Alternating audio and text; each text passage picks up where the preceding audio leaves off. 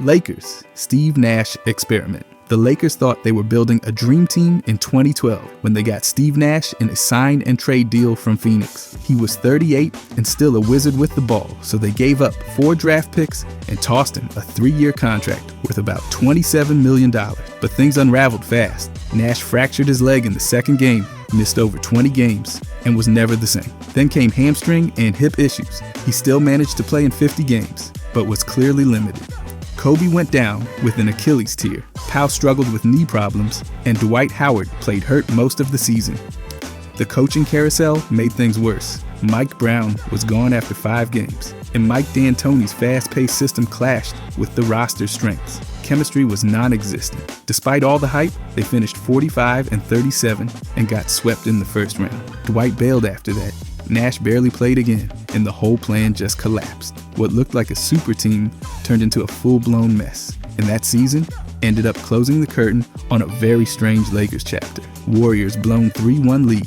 Golden State's 73-9 season looked unbeatable on paper. They led the league in offensive rating, true shooting percentage, pace, and threes made. Their net rating sat at plus 10.7, best in the league. They even came back from down 3-1 against Oklahoma City, but then it all crumbled. Up 3-1 in the finals, they had a plus 25-point differential. Draymond Green was a defensive machine, but got suspended for Game 5. That opened the door. Cleveland went off, and both LeBron and Kyrie dropped 41 points. Then Bogut went down in Game 6, and rim beat protection vanished. Curry fouled out and launched his mouthpiece, getting tossed. Game 7, total collapse. They scored 89 points, their lowest all year. Curry shot 6 for 19. Clay went 6 for 17. They hit 1 shot in the final 5 minutes. The Warriors became the first team to win 73 and not take the title. That collapse changed everything. Magic Johnson coaching stint. Magic took over the Lakers on March 23, 1994, hoping to turn around a 27-37 squad. His debut brought a win over Milwaukee, but things fell apart fast. They went 5-11 under him, including a 10-game losing streak to end the season. The final record, 33-49. No playoffs for the first time since the mid-70s. Offensively, they ranked 17th. Defensively, 22nd. Divac led with just over 14 points and nearly 11 rebounds. Rookie Nick Van Exel added over 13 points and nearly 6 assists, landing on the all-rookie second team. But Magic's shift from superstar to coach never clicked. He struggled leading former teammates and dealing with low energy from the roster. Chemistry was weak, discipline was weaker, and the team never bought in. He stepped down after the season, admitting the bench wasn't for him. A few months later, he bought 5% of the team instead. By the way, if you guys want to subscribe, I'm going to start posting every day. Thanks. Anyway, Blazers pick Sam Bowie over Michael Jordan. In 1984, Portland held the second pick and wanted a center. They already had Clyde Drexler and Jim Paxson in the backcourt, so they passed on Michael Jordan.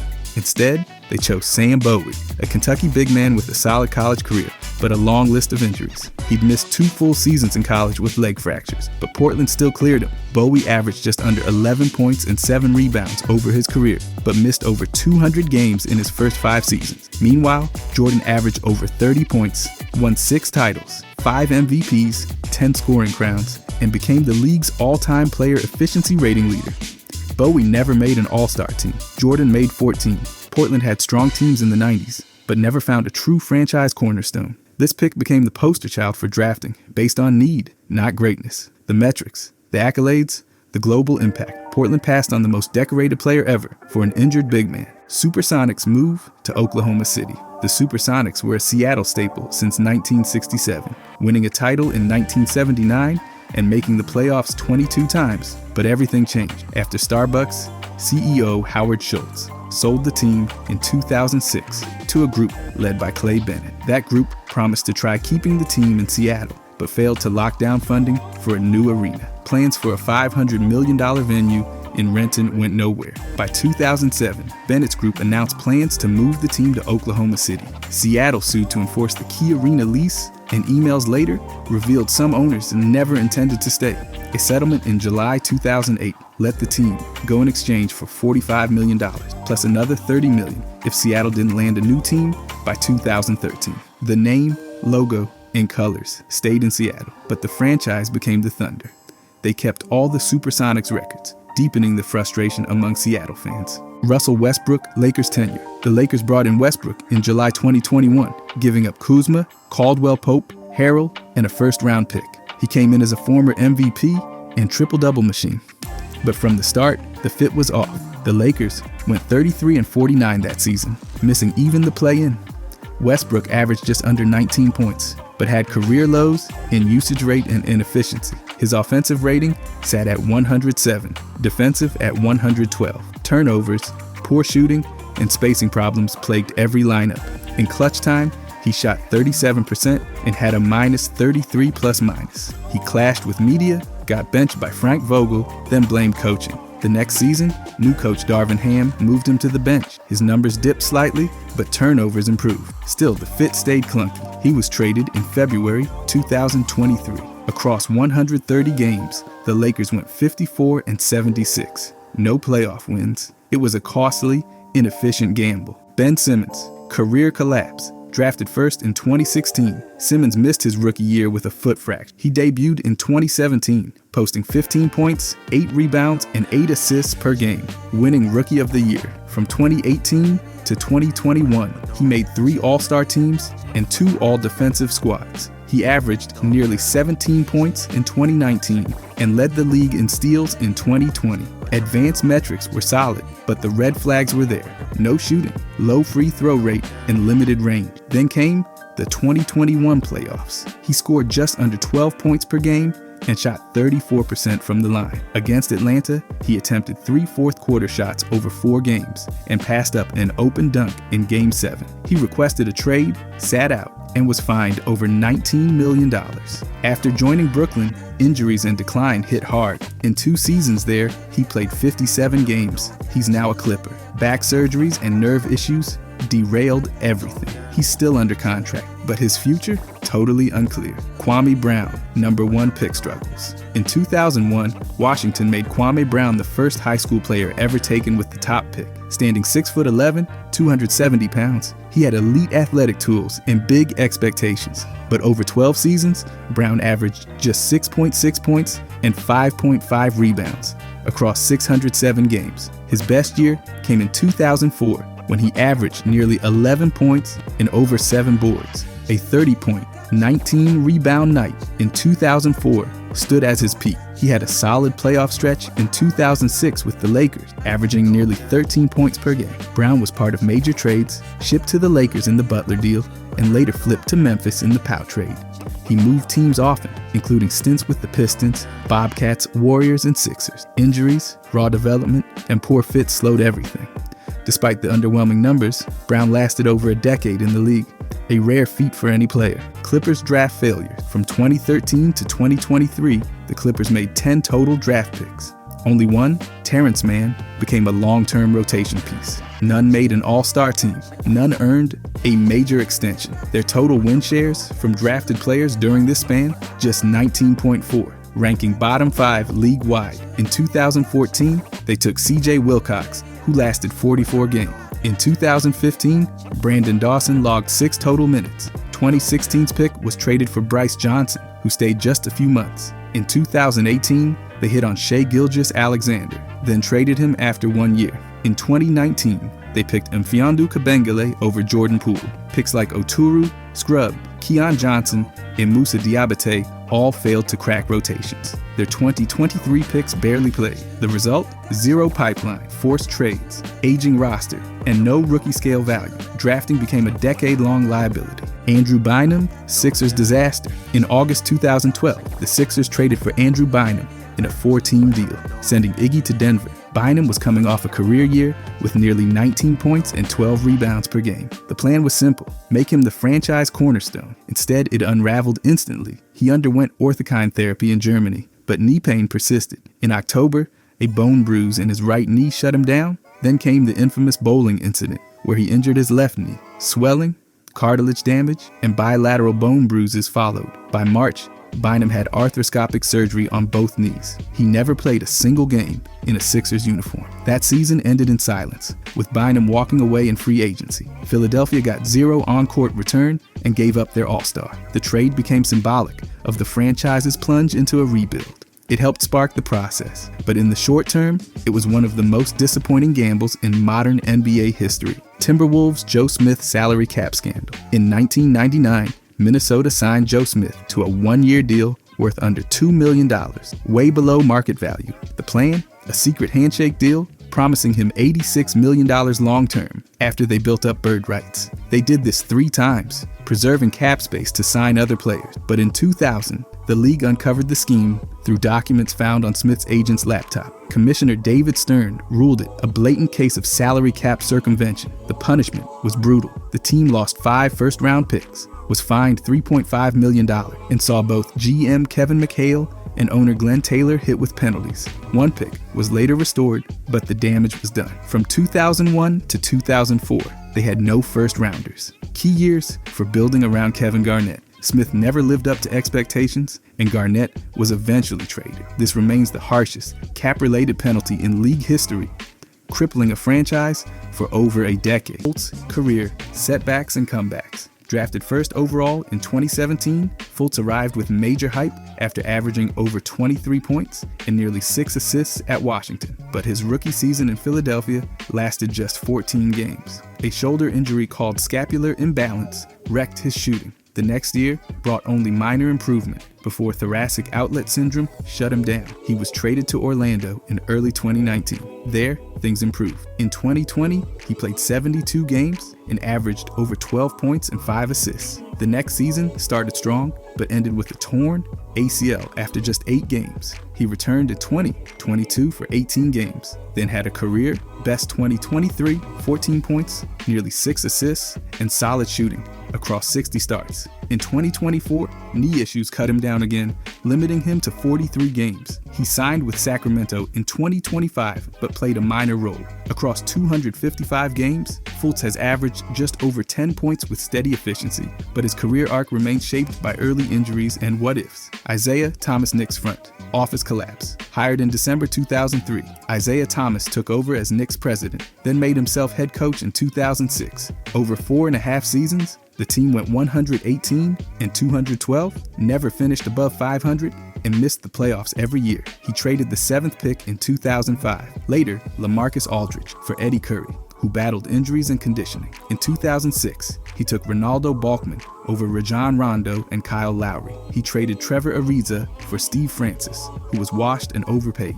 He also dumped a first-round pick to take Jalen Rose's contract. Toronto used it to draft Rondo. His free agency signings were worse. Jerome James and Jared Jeffries combined for under 7 points a game and $30 million each. The payroll led the league from 2005 to 2008, but results cratered. He also lost an $11 million harassment lawsuit. Toxic locker rooms, bad contracts, and lost picks defined his run. The damage lingered for years. Brooklyn Nets. Super team collapse.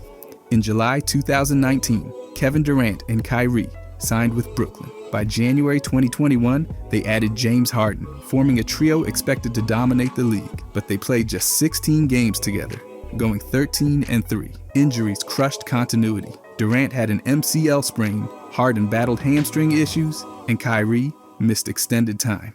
Off the court, Kyrie's refusal to get vaccinated made him ineligible for home games. Coaching instability didn't help.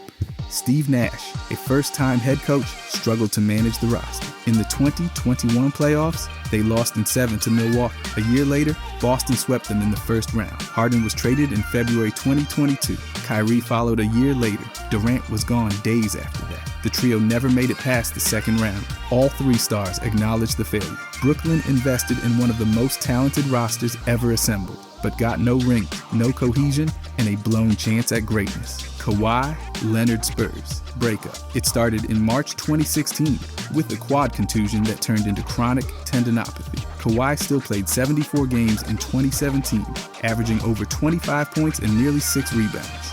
But in the playoffs, he re-injured his ankle landing on Zaza's foot, and the Spurs were swept. In September 2017, the team announced he'd miss preseason. He returned in December, played 9 games, then shut it down in January. While Spurs doctors cleared him in February, Kawhi stayed out, rehabbing with his own medical team in New York. A players-only meeting in March didn't change anything. He never came back. In June, he requested a trade. By July, he and Danny Green were sent to Toronto for DeMar, Jakob Poeltl, and a pick. Kawhi won Finals MVP with the Raptors. The Spurs lost in the first round, then missed the playoffs for 2 straight years. The split ended San Antonio's dynasty and rewrote the league's balance of power.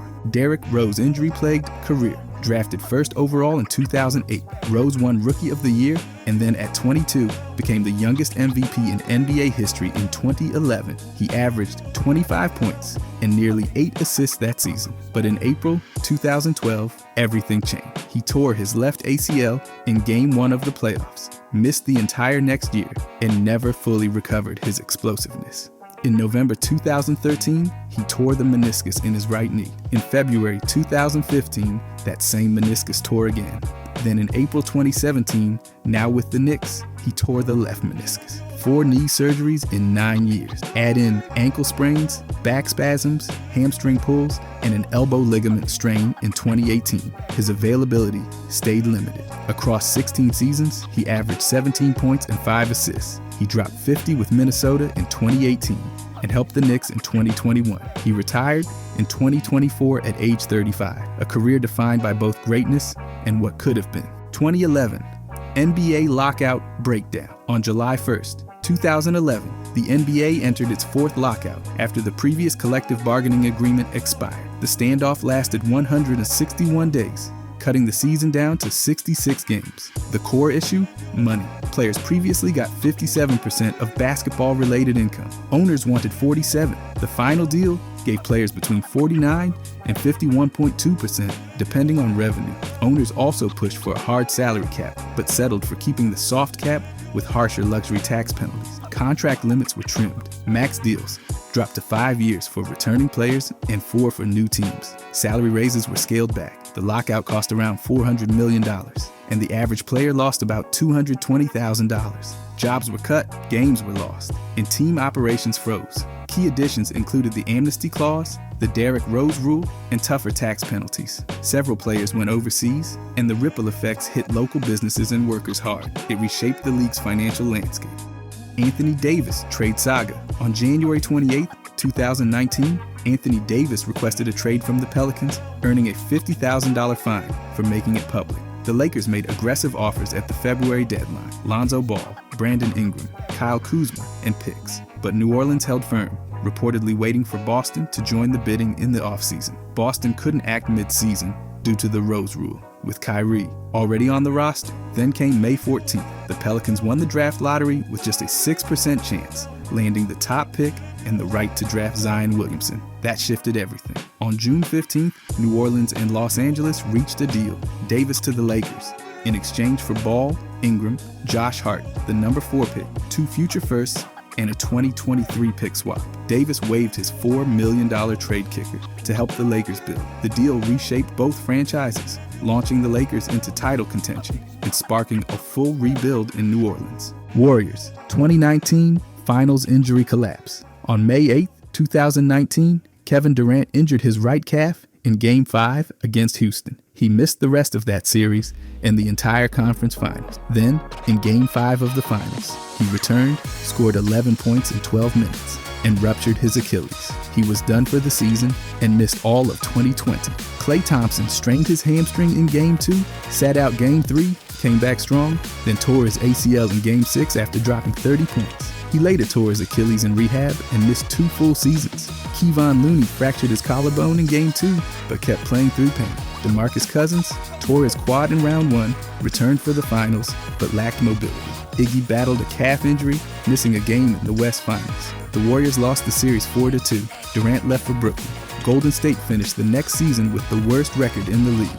The dynasty cracked under the weight of its own injuries. Portland trailed. Blazers, jail Blazers era. In the late 90s and early 2000s, Portland built a stacked roster. On paper, under GM Bob Whitsitt, talent was king, and chemistry barely made the list. Rasheed Wallace led the league in technical fouls. Damon Stoudemire kept getting cited for marijuana. Bonzi Wells openly dismissed the fans. Zach Randolph punched a teammate. Kenta Woods got busted for dogfighting. Ruben Patterson was a registered sex offender. The team got the nickname Jailblazers, and not as a compliment.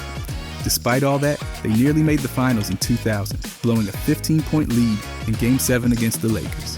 After that, it was mostly chaos, early playoff exits, internal tension, and falling attendance. In 2003, Whitsitt resigned. The team dumped Wallace, Wells, and Patterson. Nate McMillan replaced Morris Cheeks to clean up the mess. Portland spent years recovering. The era became a warning about valuing talent over character. They could have contended. Instead, they unraveled. No team flamed out with more drama. Zion Williamson injury history. As of the end of the 2025 season, Zion has played in 214 games and missed 221, over half of his possible career appearances. His rookie season started with a torn right meniscus, keeping him out 44 games. In year 2, he played 61 games, but fractured his finger late in the season. In year 3, he broke his right foot in the offseason and didn't play a single game. 2023 saw a dominant stretch, 26 points per game in 29 appearances, cut short by a hamstring strain. In 2024, he finally stayed mostly healthy, playing 70 games, but tore a hamstring in the play-in after dropping 40 on the Lakers. In 2025, he missed 27 games with another hamstring issue. Returned in January, then was shut down in March with a back contusion. Despite a 5-year max deal, Zion hasn't played in a single playoff game.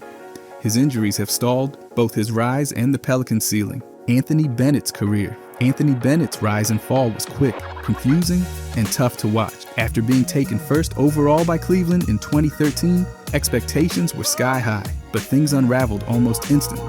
He only averaged 4.2 points and 3 rebounds in 12 minutes during his rookie year. That's not exactly what teams hope for from the top pick. By his 33rd game, he barely managed to score in double digits for the first time. Conditioning and injuries didn't help. Then came Minnesota. He played a bit more, showed slight improvement, but still couldn't find consistency. Toronto didn't work out either. Just 19 games and less than 2 points a night before they waived him.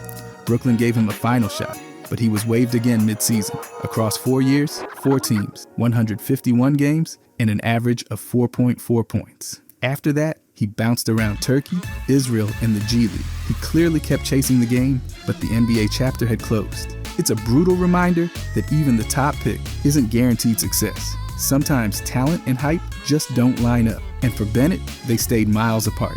Shaq and Penny Hardaway's breakup. The Magic struck gold with Shaq in 1992, then doubled down by trading for Penny Hardaway a year later. Their chemistry was instant. In just their second season together, they led the team to 57 wins and reached the finals. But cracks started forming fast. In 1996, Shaq wanted a new deal, and the Magic lowballed him with $80 million.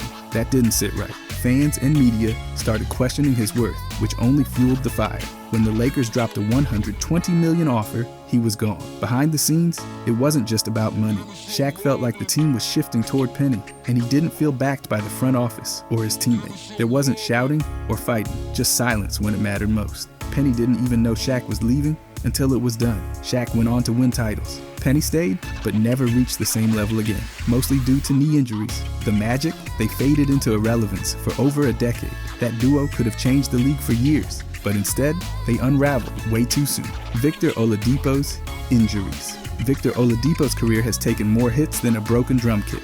It started in January of 2019, when he ruptured his right quadriceps tendon with Indiana. Surgery came fast, but the recovery was slow. That one injury wiped out the rest of his season. Things never really stabilized after that. In April of 2021, right after he landed in Miami, he re-injured the same tendon during a game against Los Angeles. Another surgery, another shutdown. Then in April of 2023, he tore his left patellar tendon during a playoff game against Milwaukee. Different leg, same nightmare. Across 4 seasons, he managed to play only 96 regular season games, which is brutal for someone with all-star potential. Every time he showed glimpses of the old Oladipo, another injury hit the brakes. After all that, he was traded 3 times in less than a year, finally ending up waived by Memphis before even stepping on the court. At this point, it's not just about ability, it's about availability, and sadly, his body hasn't held up. It's been one of the most frustrating what-ifs in recent memory. President Magic Johnson's Lakers exit. Magic Johnson took over as president of basketball operations in February of 2017, stepping into a front office already full of noise. One of his first big moves came in June, trading D'Angelo Russell to Brooklyn. It wasn't just about Russell, it was about dumping Timofey Mozgov's contract and making room for future deals. Then, in July of 2018, Magic pulled off the headline move, signing LeBron James to a 4-year deal worth $154 million. That shook the league, but the next splash, trying to land Anthony Davis, didn't work. Talks dragged, and the deal never got done. Meanwhile, the Lakers missed the playoffs 2 years in a row, finishing 35-47, then 37-45. Magic's exit came out of nowhere. He quit before the final game of the season without telling Jeanie Buss or LeBron. He later said the stress, politics, and lack of control wore him down. He just wanted out. Behind all the glam, it was messy. His tenure brought bold moves, but not the results they hoped for. A wild ride that ended with a mic drop and no warning. Darko Milicic career. Darko being picked second in the 2003 draft is still one of the wildest decisions ever. Detroit passed on Carmelo, Bosh, and Wade to take a teenage big man from Serbia. Scouts saw a 7-footer with agility, a soft touch, and tons of upside. What they got was a role player who barely made a dent. In Detroit, he barely saw the floor. The team was stacked with veterans and chasing titles. Not exactly the best place to develop an 18-year-old. Over 10 years, he played for 6 teams and averaged just 6 points and 4 rebounds per game. He did win a title with Detroit, but let's not pretend he was part of the core. Later on, he admitted he wasn't locked in, even saying he was drunk at practice. After retiring in 2013, he tried kickboxing and lost his first fight by technical knockout. These days, he's running a massive apple orchard in Serbia. His story's not just about missed potential, it's about what happens when hype, poor fit, and zero accountability all come crashing down. Drafting on potential is a gamble, and Detroit came up empty. Grant Hill. Grant Hill had everything going for him. Crazy talent, smooth game, off-the-charts basketball IQ. He came into the league and looked like the next big thing. He was putting up big numbers, showing elite court vision, and could lock down on defense. But injuries absolutely wrecked his prime. That ankle just refused to heal right. And every time it looked like he was ready, boom, setback. He still had a long career, but it wasn't the one everyone expected. He went from future superstar to a guy fighting to stay on the court. If his body had held up, he could have gone down as one of the all-time greats. Instead, it's just what could have been. Celtics. Big 3 breakup. In 2007, Boston pulled off a masterclass by adding Ray Allen and Kevin Garnett to team up with Paul Pierce. That trio didn't waste time. They won 66 games and crushed the Lakers in the finals to grab the franchise's 17th championship. They stayed dangerous for a few more years, even reaching the finals again in 2010. But cracks started showing in 2012. Ray Allen wasn't loving his role, didn't trust the front office, and got tired of trade rumors. When free agency came, Boston offered more money and a no-trade clause. He still chose less money to join Miami. That stung. Garnett and Rondo took it personally. The chemistry was cooked. Then in 2013, the Celtics blew it all up. Pierce, Garnett, and others were shipped to Brooklyn for a mountain of picks. Boston pivoted fast. Those picks turned into Jaylen Brown and Jason Tatum. Meanwhile, Brooklyn burned out almost instantly. Allen's exit kicked off the unraveling, but the rebuild Boston pulled off was wild. That whole era was short but loud, full of wins, drama, and one of the biggest heists in NBA trade history. Greg Oden's career. Greg Oden was supposed to be a franchise changer. After dominating high school in Indianapolis and leading Ohio State to the national title game, Portland picked him first overall in 2007, ahead of Kevin Durant. Then came the knees. Before he ever played a game, he had microfracture surgery and missed the entire rookie season. When he finally debuted, it lasted 13 minutes before a foot injury took him out. He still managed 61 games that year, averaging almost 9 points and 7 rebounds. But in December of 2009, he fractured his left kneecap, and that pretty much ended any real chance of a full career. Multiple knee surgeries followed, and he didn't play a single game from 2010 to 2012. Miami gave him a short run in 2013. 23 games, barely 3 points a night. In total, he played 105 games across 3 seasons. After a short overseas stop, he retired in 2016. Oden later went back to Ohio State and took on development roles, showing he still wanted to help the game. It's a tough reminder that not every number 1 pick gets the storybook ending. Phil Jackson's Knicks tenure. Phil Jackson's move to the Knicks front office in 2014 had fans thinking rings were coming back. Instead, they got 80 wins and 166 losses in 3 seasons. His first year ended with a franchise worst record of 17-65. It was all downhill from there. He shipped out Tyson Chandler, Raymond Felton, J.R. Smith, and Shumpert, bringing back role players and second-round picks. He hired Derek Fisher to coach, even though the guy had 0 experience. That triangle offense obsession, it confused everyone and tanked morale. He did draft Porzingis in 2015, which was a win until Jackson publicly floated trading him. His biggest free agent move, giving Joakim Noah $72 million, only for Noah to barely play. There were constant tensions with Carmelo Anthony, trade attempts that went nowhere, and players openly ignoring the triangle. Frank Ntilikina was his last pick before the Knicks finally cut ties in 2017. Legendary coach? Absolutely. Front office wizard? Not even close. His time with the Knicks was a masterclass in how not to run a team. Rajon Rondo's Maverick stint. When Dallas traded for Rajon Rondo in December of 2014, they were 19-8 and thought they were one piece away from contending. Rondo, a four-time All-Star and NBA champ, was supposed to tighten the defense and elevate the offense. Instead, it went sideways fast. In 46 games, he averaged just over 9 points and 6 assists, but the fit was a mess. His ball-dominant style clashed with Rick Carlisle's fast-paced, spacing-heavy offense, and his shooting, still not a threat. Things boiled over in February when he and Carlisle got into a shouting match mid-game. That earned Rondo a suspension. Then came the playoffs. He barely lasted 10 minutes in Game 2 against Houston before getting benched. The team said he had a back injury, but nobody bought it. Dallas cut ties right after. He didn't even get a playoff share, and Dirk basically said, "You weren't there, so nope." Rondo moved on to Sacramento the next year and led the league in assists. But his Dallas chapter? A brutal reminder that not every big name fits every system, even if everything says it should. Isaiah Thomas's hip injury. Isaiah Thomas went from nearly unstoppable to fighting for roster spots, all because of one brutal injury. In March of 2017, he tore the labrum in his right hip during a game against Minnesota. The Celtics called it a knee issue at first, but the real damage came out later. Still, Thomas kept playing, dropping nearly 29 a night and dragging Boston to the conference final. But by Game 6 of the second round, the pain was too much. He shut it down midway through the Cleveland series.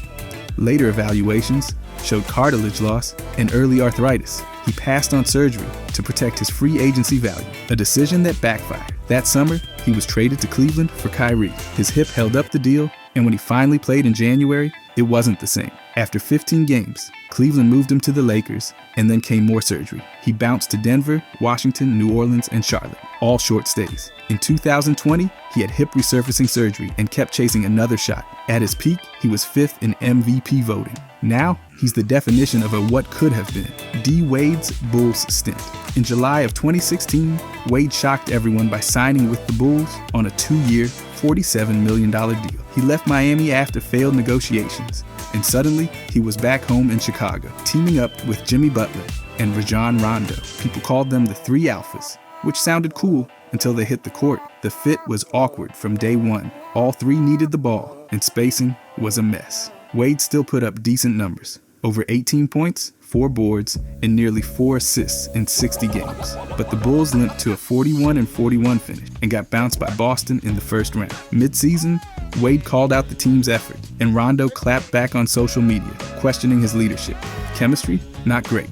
Then came the elbow injury in March, a sprain and a fracture that sidelined him for 11 games. By September, he and the team agreed on a buyout. Wade later admitted he wasn't the leader they needed. It was a short, rocky chapter in an otherwise legendary career. Solid stats, shaky impact, and a reminder that going home doesn't always mean it works. Kings draft mistakes. The Sacramento Kings have been drafting like they're blindfolded in a wind tunnel. Sure, they hit with Fox in 2017. That one finally worked. He became the face of the team and helped end their 17-year playoff drought. Tyrese Halliburton was another gem in 2020, but then they flipped him for Sabonis. That trade still has fans yelling into the void. Murray showed up in 2022 and casually broke the rookie record for threes. So yeah, some good calls, but let's talk about the pain. Marvin Bagley at number 2 in 2018, picked ahead of Luka and Trae Young. Injuries, inconsistency, and now he's with Detroit. Thomas Robinson in 2012 lasted 51 games before he was out.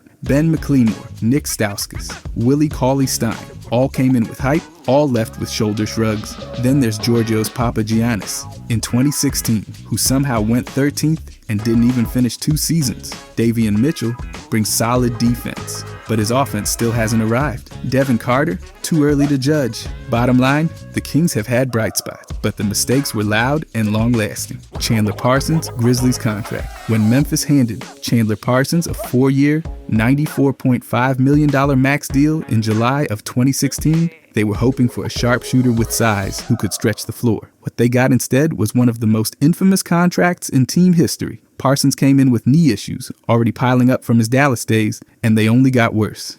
In his first season, he played just 34 games and averaged barely over 6 points. The next year, 36 games, a slight bump to almost 8 points. And by year 3, he only played 25 games total. Across 3 seasons, Parsons suited up 95 times. That's less than a full season's worth of games for a nearly $100 million investment.